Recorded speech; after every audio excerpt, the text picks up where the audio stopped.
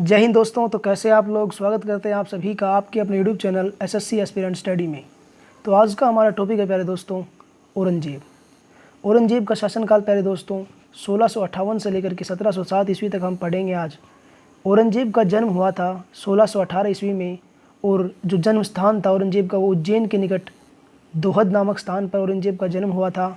और औरंगजेब की माता का नाम था अर्जुमल्द बानो बेगम। अर्जुमल्द बानो बेगम, पत्नी का नाम था दिलरस बानो बेगम, जो कि एक उसकी सबसे ज़्यादा वो थी प्रिय पत्नी थी, वो थी दिलरस बानो बेगम।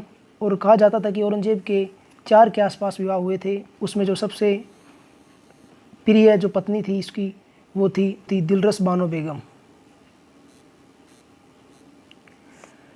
अब हम पढ़ेंगे औरंगजेब के विजय अभियान। तो सबसे पहला था बीजापुर का, जो हुआ था 1686 ईस्वी में। उसके बाद में गोलकुंडा, वो हुआ था 1687 ईस्वी में।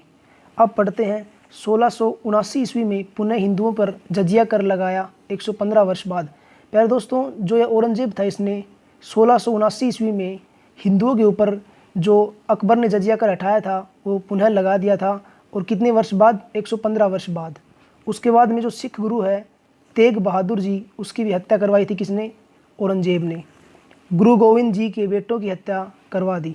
और जो औरंगजेब है उसने गुरु गोविंद सिंह जी के बेटों की हत्या भी करवा दी थी।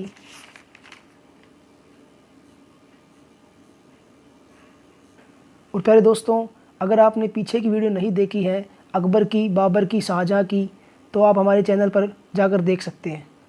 तो आगे देखते हैं। प्यारे दोस्तों, जो छत्रपति शिवाजी महाराज के साथ पुरंदर की संधि, किसने? पति संभाजी महाराज की हत्या, और संभाजी महाराज जी की भी हत्या की थी किसने? औरंगजेब ने। उसके बाद दक्षिण में औरंगाबाद नामक नगर की स्थापना, जो दक्षिण में औरंगाबाद नामक नगर है उसकी स्थापना किसने की थी? औरंगजेब ने। और फिर बाद में प्यारे दोस्तों 1707 ईस्वी में औरंगजेब की मृत्यु हो जाती है। प्यारे दोस्तों, कहा जाता है कि औरंगजेब की मृत्यु के बाद में जो मुगल काल था वो डगमगा गया था, और जो भी शासक आए थे वो इतना कुछ नहीं कर पाए थे। जैसे कि उसके बाद में आया था बहादुर शाह। जो यह बहादुर शाह था यह औरंगजेब का बेटा था, जिसको उपाधि मिली थी एक शाह है बेखबर, क्योंकि इसको कोई चिंता ही नहीं थी, कोई बेखबर था बिल्कुल ये। और इसका शासनकाल था 1707 से 12 ईस्वी तक। उसके बाद में आया था जहांदार शाह, जिसका लपटम मूर्ख। पहले दोस्तों नाम से ही, उपाधि से ही मूर्ख था, तो आपको पता है, अंदाज़ा लगा सकते हो कैसा शासक था यह भी एक अयोग्य शासक था, जो 1712 ईस्वी से 13 ईस्वी तक शासन पर बैठता है। उसके बाद में आता है फर्रुख सियर, जो ग्रहणित कायर। अब प्यारे दोस्तों इनकी उपाधि देखो, ग्रहणित कायर, नाम से ही पता चल रहा है यह भी एक अयोग्य शासक था। लेकिन इसने एक काम किया था, ब्रिटिश ईस्ट इंडिया कंपनी के साथ समझौता किया गुजरात और बंगाल में स्वतंत्र भारत का अधिकार। कंपनी का मैग्नो कार्टा कहा जाता है। प्यारे दोस्तों, जो ईस्ट इंडिया कंपनी है उसके साथ इसने एक समझौता किया था, जो कि गुजरात और बंगाल में स्वतंत्र व्यापार का अधिकार, जो गुजरात और बंगाल है उसमें स्वतंत्र व्यापार का अधिकार जो हुआ था वो एक समझौता किया था किसने? फर्रुख सियर ने। और उसके बाद में उसका क्या नाम पड़ा था? मैग्ना कार्टा कहा गया उसको।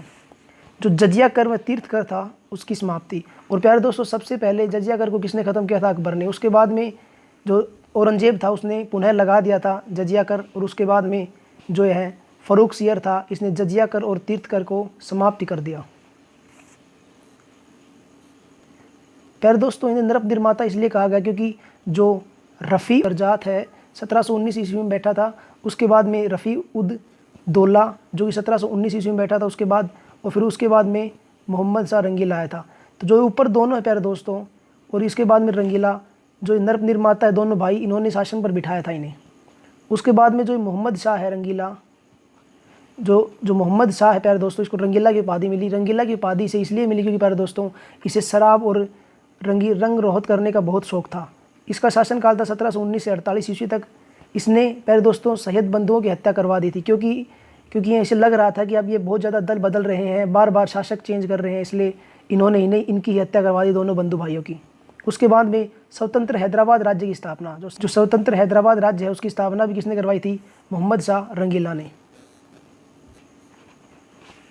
उसके बाद में प्यारे दोस्तों 1737 ईस्वी में पेशावर बाजीराव प्रथम का दिल्ली पर आक्रमण, जो पेशावर बाजीराव प्रथम है इसका दिल्ली पर आक्रमण करता है। यह केवल आक्रमण करता है दिल्ली पर अपनी शक्ति का प्रदर्शन करने के लिए। ऐसा कुछ उसका जरिया नहीं था जीतने का, लेकिन बस केवल ये अपनी शक्ति का प्रदर्शन करने के लिए ही उस पर आक्रमण करता है। उसके बाद में 1739 ईस्वी में फारस के शाह नादिर शाह का दिल्ली पर आक्रमण। जो फारस के शाह नादिर शाह हैं वो दिल्ली पर आक्रमण करते हैं और दिल्ली से बहुत कुछ लूट कर ले जाते हैं। उसके बाद में जो अगला शासक होता है अहमद शाह। अहमद शाह 1748 से 54 ईस्वी तक बैठता है। उसके बाद में आता है आलमगीर द्वितीय, जो कि 1754 ईस्वी से 1759 ईस्वी तक बैठता है। और प्यारे दोस्तों, प्लासी का युद्ध जो 1757 में हुआ था, यह भी इसी के शासनकाल में हुआ था, लेकिन ऐसा कुछ इसमें लिखा गया नहीं है प्यारे दोस्तों। उसके बाद में प्यारे दोस्तों जो अगला शासक आया था वो शाह आलम था, जो कि 1559 से लेकर के 1606 ईस्वी तक उसने शासक किया था। पानीपत का तीसरा युद्ध 1761 ईस्वी में, जो कि इसी के शासनकाल में हुआ था, और बक्सर का युद्ध भी जो 1764 में। प्यारे दोस्तों, लेकिन इनका इतना वो है नहीं, इनके शासनकाल से रिलेशन नहीं है, लेकिन ये बता रहा हूँ क्योंकि ये इनसे रिलेटेड है थोड़ा बहुत। 1803 ईस्वी में दिल्ली पर कंपनी पर कब्जा। प्यारे दोस्तों, उसके बाद में जो शासक आया था वो था अकबर द्वितीय, जो कि 1806 ईस्वी से 1837 ईस्वी तक। इसने क्या किया था, कंपनी के संरक्षण में बनाने वाला पहला बादशाह। प्यारे दोस्तों, ये पहला शासक था जो कंपनी के संरक्षण में बना था। और पानीपत का जो तीसरा युद्ध हुआ था वो होता अहमद शाह अब्दाली और मराठों के बीच में, जिसमें मराठों की हार हुई थी और अहमद शाह अब्दाली जीत गया था, और अहमद शाह अब्दाली बहुत कुछ लूट कर चला गया था। उसके बाद में जो नया शासक आया था वो था अकबर द्वितीय, जो कि 1806 ईस्वी में आया था और 1837 तक इसका शासन रहा था। उसके बाद में इसने क्या किया था, कंपनी के संरक्षण में बनने वाला पहला बादशाह, जो कंपनी के संरक्षण में कंपनी के हिसाब से बनने वाला पहला शासक था उसके हिसाब से। और मुगल साम्राज्य दिल्ली के लाल किले तक सिमट गया। और उसके बाद में प्यारे दोस्तों कहा जाता है कि जो मुगल साम्राज्य का दिल्ली का लाल किले तक ही सिमट कर रह गया, जो मुगल साम्राज्य जो पूरे देश में फैला हुआ था, जो पूरे भारत में फैला हुआ था, और वो बाद में केवल लाल किले तक ही सिमट कर रह गया। तो प्यारे दोस्तों, वीडियो आपको कैसी लगी, वीडियो में लाइक करके कमेंट करके ज़रूर बताएं। अगर वीडियो अच्छी लगी है तो चैनल को सब्सक्राइब करें, वीडियो को लाइक करें। और जिसने हमारी पहली वीडियो नहीं देखी है अकबर की और शाहजहाँ की और जहांगीर की, वो हमारे चैनल पर जाकर देख सकता है। आज के लिए इतना ही। जय हिंद, जय भारत।